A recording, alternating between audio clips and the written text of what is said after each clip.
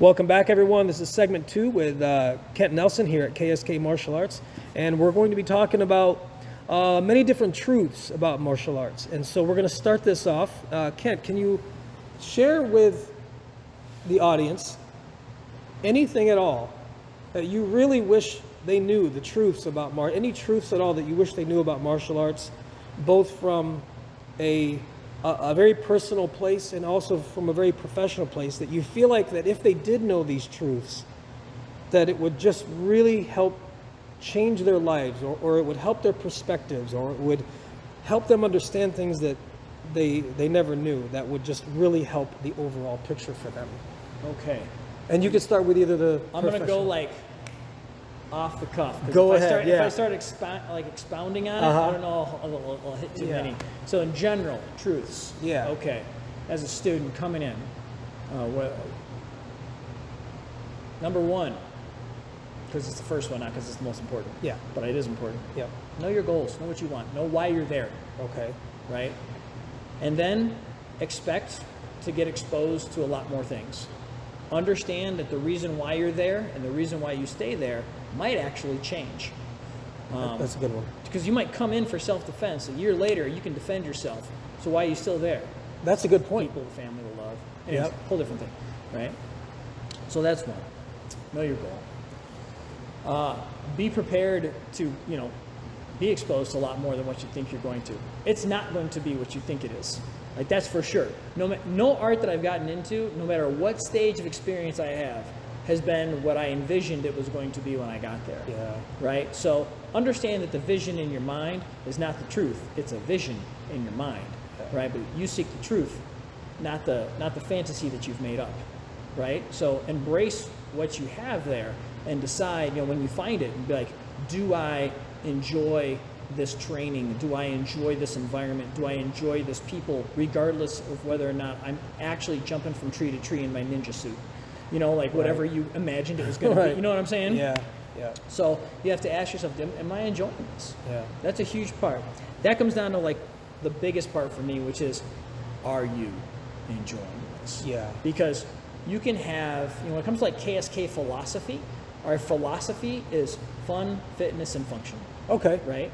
And so with that idea, if something is not fun, it doesn't matter how great of a martial art it is.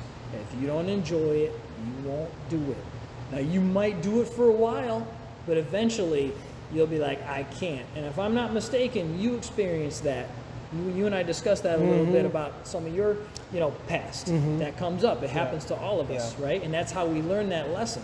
I was part of a group or two over the years that I was like, man, this material, I like this material, but these people, they always cut it in half. Yeah. And so I got to a point where I stepped away from the material and found myself less anxious and more happy. Okay. And I was like, well, I didn't get as much as that material as I wanted to, but you know what? I did get some of that. And maybe that's okay. Maybe that's enough, because I can find that happiness in another place and still take what I learned with me, right? So finding something that's fun, despite what it is. I remember I was at a Taekwondo school one time for a friend of mine's friend's test. Gotcha. She's like, you gotta come see my buddy. He does Taekwondo. And I'm like, all right, cool. And so we go there. And there was maybe their standards were different than mine. Put it that way. And this guy had been talking about wanting to come train at my school. He was testing for a black belt there. And he said, once I get my black belt, I want to come train at this KSK place. So I go there, support my buddy's buddy. And then they have this great big huge ice cream social afterwards. After this test, huge ice cream social, right? And I'm like, okay. And I looked at my friend and I said, don't pressure your buddy. I said, what do you mean? I says, look at him. He's super happy. And he says, yeah, but you saw that testing. He's got his black belt, but he couldn't defend himself if he had to. I was like, okay. But right now he's found fun and happiness. Right now, let me look at him. He's with a group of people he enjoys. Yeah. Let him do that. Yeah. What's wrong with that? He's not walking around telling other people he can kill everybody on the street with a kick. Right. He's just doing something he enjoys. And in the end, that's all what we're all doing. Every art you train, every art I train, everything you do, every trip you take, right? It's because it brings you the happiness. Yeah. Right? Once your trip stops being fun, you stop it. I can really get on board with that because, as you said, I've already shared with you at least a few out of many unfortunate experiences I've had in my martial arts path with getting involved in groups that just really don't make it fun. Yep. And I understand there's supposed to be struggle, there's supposed to be hard times and things like that. You gotta, and again, not to make a pun, but you gotta roll with it. You should experience struggle, but you should experience support through the struggle. Yes, and that's probably what killed it, was that while I'm going through this struggle, I didn't have that either, whether it was a lack of camaraderie or, like you said, support or any kind of thing to help me get through it.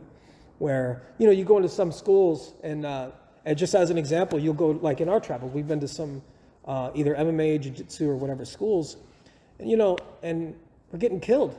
And I'm just going, yeah, I mean, I expect to have a challenging time, but I got to be able to come back the next day, guys. Right. And if you guys are going to make this such a terrible experience for me because, well, I can't come back. It's not even just that I don't want to, but I can't. Right. And so that kills the mood, that kills the perception, and then you start getting that slow, bad taste in your mouth of that particular art or that particular group, and it's hard to control that. Yeah. So I really appreciate those sentiments on that subject because, go ahead. That really takes you to one of the things I think is the biggest lesson, right? You're talking about like it destroys your body. Sometimes, like it gets hurt, it's hard to do. Yeah. And I think one of the biggest lessons that I've learned is despite whatever the art is trying to teach you to do, right? Yeah. Whatever it might be, you have to live with your body. And you have to live with the things you do to your body in the pursuit of that knowledge and whatever results they leave you with.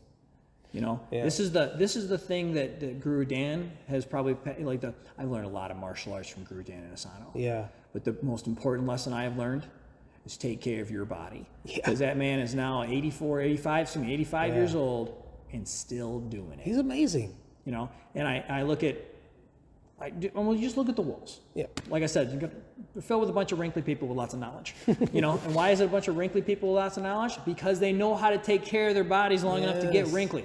And actually, let's go right off of that right there, because this will be another truth segment that I really want to talk about is, the care, I guess we could call it the medicinal side or the care side of martial arts and how important it is. If you want to take it as long as you want to take it or as far as you want to take it, man, numero uno is the body. Yep. Right? The body and the mind and stuff like that. So your mind is affected by your body. Yeah. Like, if you're constantly a person in pain, I had shoulder pain for 10 years until I got it surgically repaired. And I'm going to tell you right now, towards those last 2 years, I was a bit of a brick. Yeah. I was getting like 2 hours of bet. sleep at night. I was a testy kind of guy. Yeah. You'd say something to me, what do you need? What?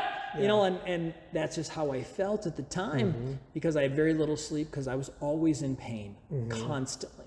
And actually, that's what drove me to get the shoulder fixed. Is I didn't like who I was becoming anymore. Yeah. You get no sleep and a lot of pain, and that's a mixture for a total a-hole personality. Absolutely. And I didn't want to be that guy to people. And I felt my responses like that. I'd be like, I wouldn't want somebody responding to me like that. Right. And so I took care of it. So the body affects the mind.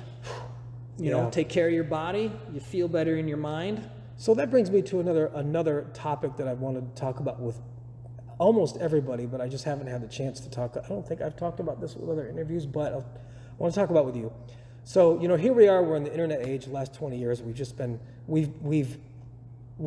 man, and I'm going to say right here live on this talk that I'm even guilty of being publicly or of saying things that I now look back and regret. Oh, sure. And so going back to what I want to talk about is we're talking about some of the truths that we wish people knew about martial arts. Now, in our world, this martial arts and self-defense world, we get so many people out there that want to observe martial arts, whether it's from a video or from a live performance, so let's say it's a fight, or even from a martial arts school like yours. And one constant that seems to be, constant across the board is that they'll see something in martial arts or self-defense And whether that's like a Krav Maga school or a karate school or whatever. And one of the first things, I don't know why, it's just such a constant. Oh, that will never work in a real fight. Or this and that about a real fight, right? Mm-hmm. Sure. We've heard it a billion times. And my thing is, and I want to get your opinion on this, is guys, girls, whoever's saying these things, right? Whoever's trying to look at something and say that will never work in real, we can't train for real. If we do, we're going to either put each other in the hospital or we're going to kill each other. Sure. We can't do this for real. So there's a reason why a lot of this doesn't appear like it would work in a real fight, because we can't. Now we can test it. We can push the envelope. We can take the things that we've learned and put it up in a force-on-force scenario or get some gear. We can get close. But there's a lot of things that you'll never know if it'll work in a real, because we can't test it, because it's too dangerous. It's like, and they'll be like, oh, well, now you're talking about this kung fu, mysticism and all that. No, I'm just talking about a good old-fashioned straight right to the jaw. If you hit the wrong person, you could probably, and that's been proven in boxing. People have died in the ring. So can you just go into that a little bit and like, look, the education behind, the whole what works and doesn't work in a real fight. Because what I've been trying to tell people is, look, you're tickling all my spots. Yeah. And for me right now, and this is what I'm going to be putting in my book as a little teaser, is there's what works, there's what doesn't work, and then there's what stops a real fight. You and I know that an armbar will work, but will it stop the fight? What stage of the fight are we in? Right, and that's what I kind of want. So can you just go crazy on that? Go into it. Talk to us. The truth about what works and all that. Okay. So I'm gonna hit you with the biggest cliche that everybody's already heard, right? Yeah. It's not about whether or not it makes it work. It works. It's about whether or not you can make it work. Yes. Guess what? It's a cliche because that shit is real. Yes. That's just how it works. Like that's how it goes. So, yeah. So I have, I have seen guys do things to me that I thought was total BS, like jujitsu. Like when I first saw jujitsu, I was like, yeah, I don't know about this, but I remember wearing my black belt in karate. Yep. At my very first Brazilian Jiu-Jitsu seminar, which was at a karate school. Okay. So I felt like, oh, okay, it's karate school, cool. Everybody just gee up, let's go. And I remember some like 55-year-old female white belt climbing on top of me, putting me in an Americana, and I could do nothing. And I was just like, shit. Yeah. Here we go. Here comes some discomfort, because I'm going to have about a lot of growth coming. Yep. And so I didn't think that would work, and yet that worked. Okay. Well, in that case, let's talk about things like Harimau. I can't tell you how many times I've been doing jiu-jitsu with somebody and they stand up and try to walk around me and I tangle those legs up and boop, downward, down we go. Right. I mean, like tripod sweeps and Harimau takedowns are the same thing. Now for the audience, what Ken is talking about is a form of martial arts called silat. And in that Indonesian-based system, so a lot of the skills look very similar and have a lot of crossover into jiu-jitsu. And capoeira. And capoeira. So that's what he's talking about. I sparred a guy one time, it was a buddy of mine, did capoeira.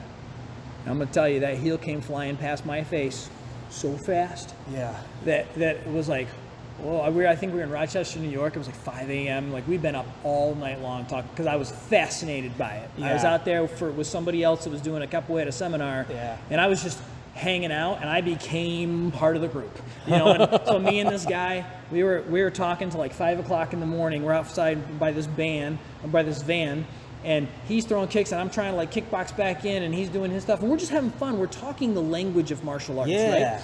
And he throws this Mealu or whatever it was, flies by me, and at that moment I was like, you would have knocked me unconscious had you not pulled that, because I didn't even see that coming. So does it work or not? Well, that would have worked for him in that moment.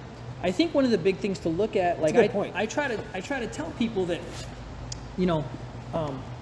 again, history, context, relevance. I preach that in my classes all the time, because when you look at arts, you really are looking at like what I call two different kinds of arts. You have exit systems and you have exchange systems. Okay. Exit systems are arts that were designed for to get me out of this fight. Okay. Exchange systems were designed for us to go back and forth and see which one of us is better. See, in an exit system, I don't give a shit if you're better. Yeah. I just want to go home and survive this. Yeah. Right? In an exchange system, if I'm not better than you, it's going to hurt. Like that's just how it is. Right. So, boxing. So I was just going to say, as an example, boxing, Muay Thai, judo, competition, BJJ, and I love these things. Yeah. Right? But these are all, you're trained in it, I'm trained in it. We're going to see which one of us does the art better. Right? That's a difference from you learn, like, say, like Wing Chun teaches you how to cut a line and find an eye jab, finger to the eye, and get the fuck out of Dodge. Yeah. Right? Right. So, because Wing Chun was invented by a female, right? Yeah. So now there's a difference between, say, you having that knowledge, and let's say he's the bad guy. Or say I'm the bad guy, right? You have that knowledge. I don't know you have that knowledge. Right. Right? I corner you in the bathroom, try to make a move on you, right? And I go to reach for you, and you just cut that line, poke that eye, and boom, and you run out the door. Guess what? Your Wing Chun just saved your life and worked in a fight.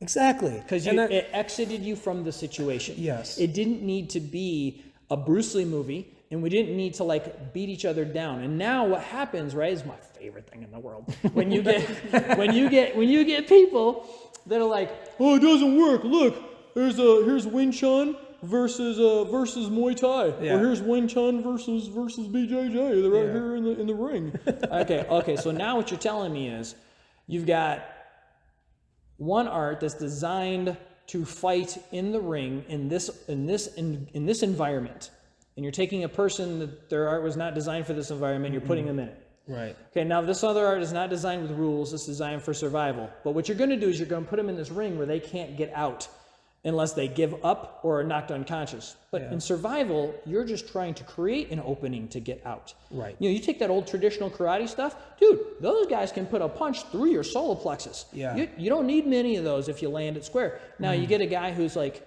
50 years old and he's been doing Shorin-ryu for the last 30 years, 20 years, or even 10 years, whatever, right? And he's really developed that, boom. He's probably not going to start Muay Thai kickboxing some guy in the street, but maybe he can get off one good hard shot and get running, or put a guy down just long enough to get to his weapon, or whatever it might be. Exit systems and exchange systems have their purposes. Okay. You got to understand in your training and your curriculum which one you're doing right now and where it falls and how they connect. Now, when you take a system that's not designed to be in a particular environment and you put it in there within it's like taking a dog and stick it in a lion's den. Yeah. It's a cave filled with lions. He's not supposed to be. Of course, he's going to lose. You know what I'm saying? Yeah. So that actually, I'm glad you're talking about all this, because one thing that I've been trying to tell people when they ask me, or when they say things like that, like this will not work in a real fight, or that won't, or whatever. I say, well, if you change the conditions, you can change the outcome. 100%. You change the conditions, you can change the outcome. Yeah. So obviously, like you're saying, if you take a chosen art system or style and you put it in conditions where it was never meant to even work or succeed, well, of course not. But if you can find the conditions or create the conditions for that art system or style to work, it's going to work. Now, imagine this. Imagine if you're a BJJ guy. Yeah. And I'm a Muay Thai guy. Right. And I say, your BJJ doesn't work for shit. And I'm going to prove it to you. You're going to step in the ring with me, and we're not allowed to go to the ground. Let's do it. Well, of course. And actually, if you want to get down to it, a lot of the BJJ matches in the 20-some years ago, that's kind of how they went. Was they kind of, I'm not going to go into it too far, but yeah, the conditions were set purposely so that jiu-jitsu would shine, so that it would be the more prominent of the two. Well, that's what you see when you see that this art versus that art, it's always designed for one art. Anytime we have both agreed, right, we're going to fight. Congratulations, you are now in an exchange situation, not an exit situation. Yes. You've already blown whatever. So I try to tell my people, if you're to the point where you're doing this with somebody, you better switch your mindset to exchange. Because that's what's about to happen. You better be prepared that they're going to be swinging back on you, and you're going to have to intercept somehow, tie that up. You're going to have to do what you're going to have to do. You're going to have to follow your fight plan. Yeah. But prior to that, when it's a bunch of, threatening motions and people selling wolf tickets and intimidation and you're looking for like, when's it going to pop off? Yeah. That's your moment for that hit and get, Right. And so as a paramedic, we used to use the phrase like stay and play. And so I kind of joke with my own students. I say, you have two situations, two types of arts. You have hit and get, and you have stay and play. Like that. Right? Yeah. To exit, that you got to hit and get out of there. Right. Right? Stay and play. No, I'm going to stay here with you, and we're gonna see how this ends, bro. Like that's just, I like that, but I like that analogy because it really makes it very clear. Yeah. Like, and that you need both. yeah. It's like saying, which is better? Which does your body need? Vegetables or fruit? Yeah. It's obvious you have to have both. Correct. Right. Yeah. Same thing in martial arts. So, okay, so now just to sort of end this segment, the last truth or... the teachers, yeah. Yeah. Okay, so let's do that one first, and then we'll go into my last question. But yeah, so we got the teachers, like truth for teachers. Like if you guys are out there listening, the truth about martial arts when it comes to teachers and teaching and all of that whole thing. Oh my gosh, there's so much. Like there's have a plan. There's have a lesson, like don't just string people along, know where you're going, have a route, have a direction, make sure that they understand that so that they have a feeling that they're on a journey and they get it too. Understand that like most students, 99% of students are going to leave you. That's how it is. Like out of 1,000 students, you're going to find that one that will be with you your whole life and that's worth it.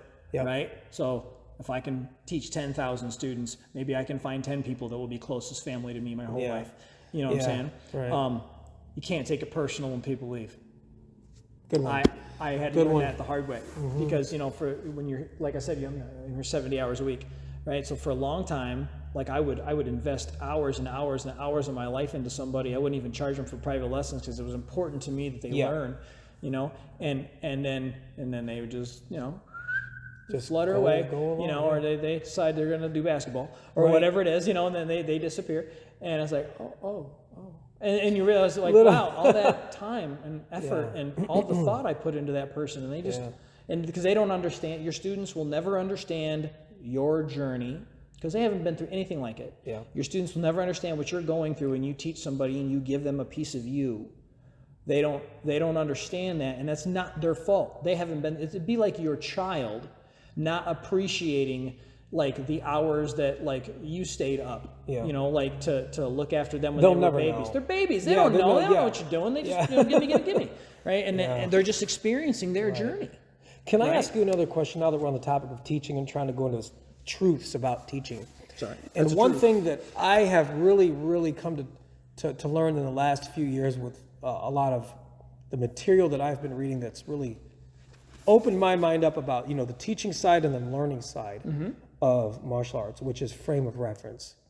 And just to give the listeners an example of what I mean by frame of reference is, in the most black and white way, you've got the perspective of what it looks like from a 9-year-old when learning a martial art versus the perspective of a 35-year-old learning for the first time. Sure. The frame of reference is drastically different. Yes. And then of course we could say the differences between a female who's coming into a school that wants to learn martial arts because she's been attacked. So her frame of reference is completely different than a guy who's already aggressive who wants to learn a martial art to amplify his aggression. So the frame of reference is drastically different. And I just don't think that gets talked about. And I would like you to comment on that. Well, that's why I said like you want to, as a student, you should know your goals. Okay. But as an instructor, again, it comes down to my philosophy of like fun, fitness, function. Okay. It goes back to the fun part for me first and foremost, right? Yeah. Because the function part, that's great, but like there are people that will train forever on a martial art that doesn't work because they enjoy it. Like, and that's okay. That's no problem. Like, well, I shouldn't say a martial art that doesn't work, but people will train forever on a martial art they can't make work because they enjoy it. There's nothing wrong with that. That's like people that, like, I have been playing guitar for 25 years. I do not travel the world playing guitar as a virtuoso on the guitar. Exactly. You know what I'm saying? But I still enjoy it. I mess up every time I pick it up. But I still enjoy it. I don't quit. Yeah. Right? So there's nothing wrong with that journey. So it goes back to like the fun part, right? Because the kid's going to quit if you can't show them that it's fun.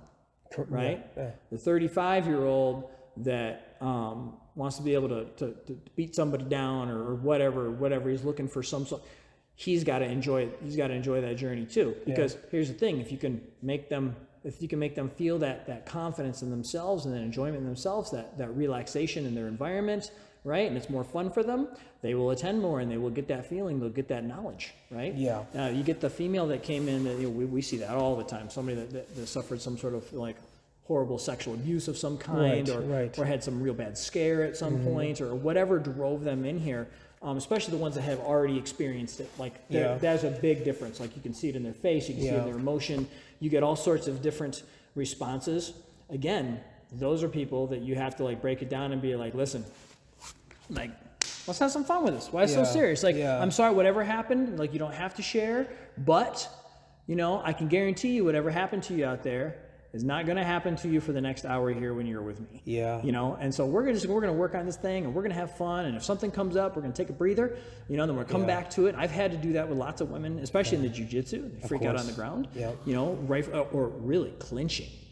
Like, women, like, because you know, everybody's talking to jiu-jitsu and they get on the ground, like, yeah, well, what about preventing that? Right. But that's a whole other thing. Yeah. My point is, though, you gotta gamify, you gotta have goals, you gotta make sure people feel comfortable and have fun. Because no matter what their goals are, if they enjoy it, you can work with them. They stick around longer for you to have time to work on the relationship and find a way to give them what they need. But if they don't enjoy it, it doesn't matter what they're coming in with, what their backstory is, they're out. So you would agree that if you're going to have a school and you're going to teach a wide variety of people, from kids, men to women, everything like that, for you, would you say it's extremely important for those instructors, teachers, owners, whatever, try to educate yourself on the differences in frames of reference for those people? Because if you're only teaching from your frame of reference, let's say it's jiu-jitsu, and the first thing that you do when a female comes in, and you don't know anything about her, or any of them for that matter, and the first thing you do is drop her down and you get in her guard, well, imagine the frame of reference. If she's already been in a situation, and you're like, okay, I can solve your problems, come down here, let me get into your guard. I mean, that's... Well, we actually figured out a way around that. Okay. But that's neither here nor there. It's the way we cycle our programs. We cycle, like the jiu-jitsu, we cycle them into groups. And guard is group 2. You have to graduate group 1 to get into group 2. So no female ever comes in and has some guy she doesn't know just like get behind her or get between her legs. It doesn't happen. Wow. So you know, you have to so group 1 for us is all like flat control, torso control. Like, you know, we'll start in like a seated guard. We get around the guard and control from the side. Get around the guard and control from the top. You know, we're not like in like some guys passing. So you're easing them into that. Yeah, I'm getting them comfortable on the ground. I get them little games, little goals, you know, stuff like that, so that they can forget that this is like an anti-rape scenario for a minute, and they can just focus on like learning how to use their body to achieve a goal. See, that's awesome, because you see a lot of programs. We've seen a lot of programs in schools that try to jump right to that chase, and I'm like, whoa, because if you jump right to that, you're basically re-traumatizing them. If 100%. They've already, or at the very least, even if they haven't been traumatized previously, you're still making it very scary and uncomfortable for them. Because do you remember the book, what was it, The Gift of Fear? Mm-hmm. And how, and he talks about in there, he says, well, do you remember the quote? He goes, for men are afraid that women will reject them, but women are afraid that men will kill them, in the book. Yeah. And so again, the frame of reference difference. Yeah. Where, and I just feel like there's a lot of that missing in the schools that we've seen. Obviously not yours, because you just clearly laid out that you have a certain way you go about it. But again, and I'm not blaming anyone, I'm not calling anyone out, but I'm saying that I just think there's a lack of education behind the frame of reference. But go ahead. You're probably right, and I agree with that. Yeah. But you know, to answer your to really answer your question, the way I got to that. Okay. Right. Perfect. And you say, like, you know, how do you familiarize yourself with these different frames of reference? Yeah. I talk to my students.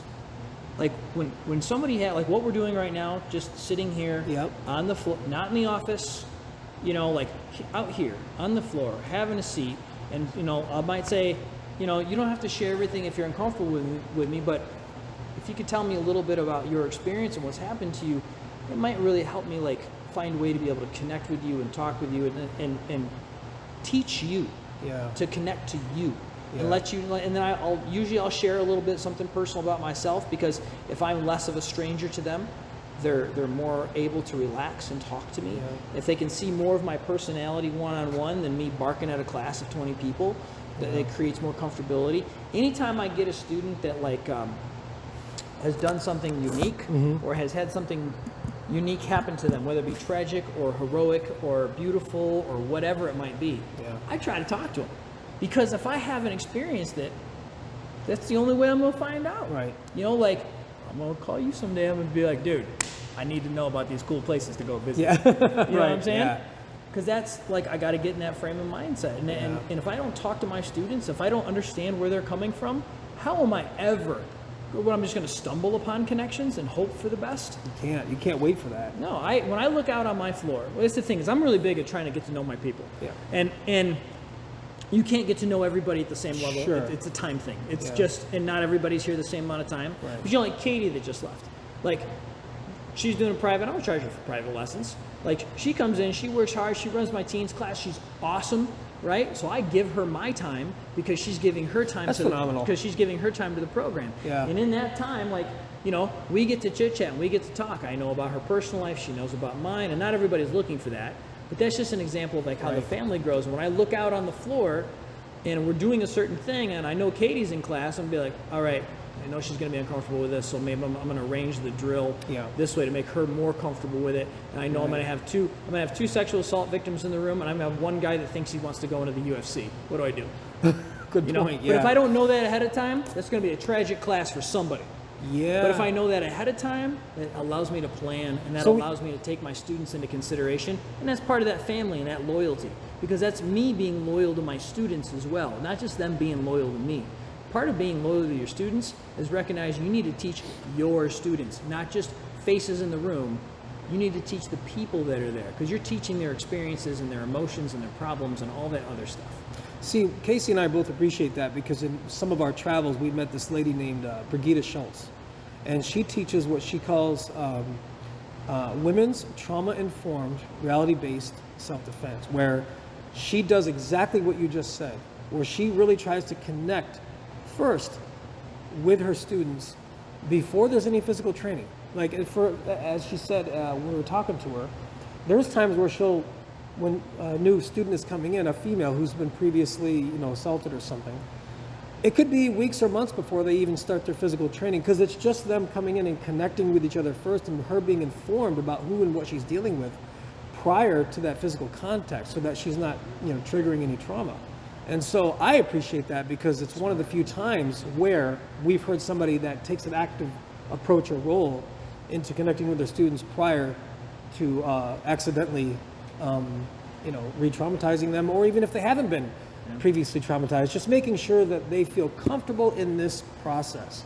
And so is there anything else that you would like to add to the truth about teaching martial arts that you would like to conclude with this? And something that you just really wish that either the student knew or the teachers knew, but this is the truth about the teaching part of it. The truth about the teaching part. Yeah. It is so much harder emotionally than it is physically. Okay. Your students will surpass you. You have to be prepared for that, and you have to embrace that and recognize that that's actually success and victory. That's not you failing because you're not as physically gifted as them. Right. That's the fact that you got them there. That's your win. Right. And it's also 100% worth it.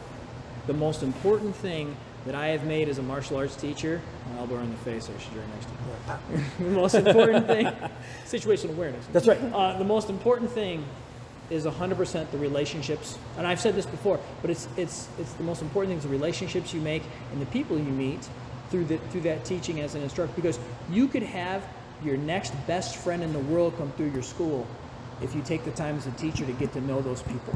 Right. You could have the person that might have the connection to the miracle doctor to save your brother's life or something like that through your students someday. You never get to know your people, get to know the family and the organization that's coming together through you as a teacher, because that's such a beautiful thing. And people that just look at it as like, you're in the door, you're out the door, you're in the door, you're out the door, pay me my money. That's okay. There's nothing wrong with that either. I just think that there's a big section you're missing as a teacher if that's your opinion of it. You know what I'm saying? Yeah. So I think that's a good example. like here you are right now sitting in my school, right? Which, by the way, it's so good to have you here, brother. Because we met what year again? Oh, it was back in.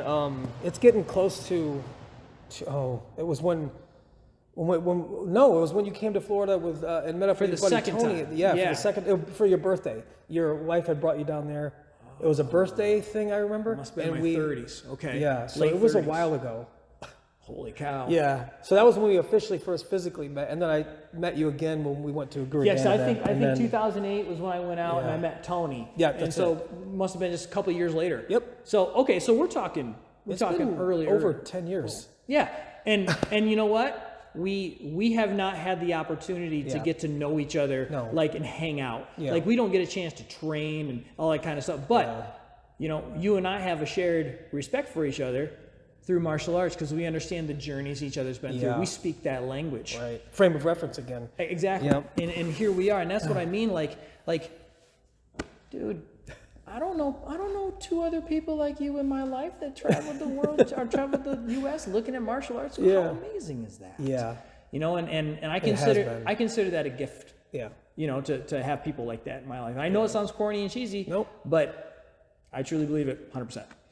Well, thanks. We're going to conclude this segment and go on to the next one, and get ready because we're going to. I'm going to try to rattle some cages and poke some bears, and I know Ken probably will. So, but the next segment, stick around. It's going to be the lies. We're going to go into the many lies of martial arts. So stay tuned.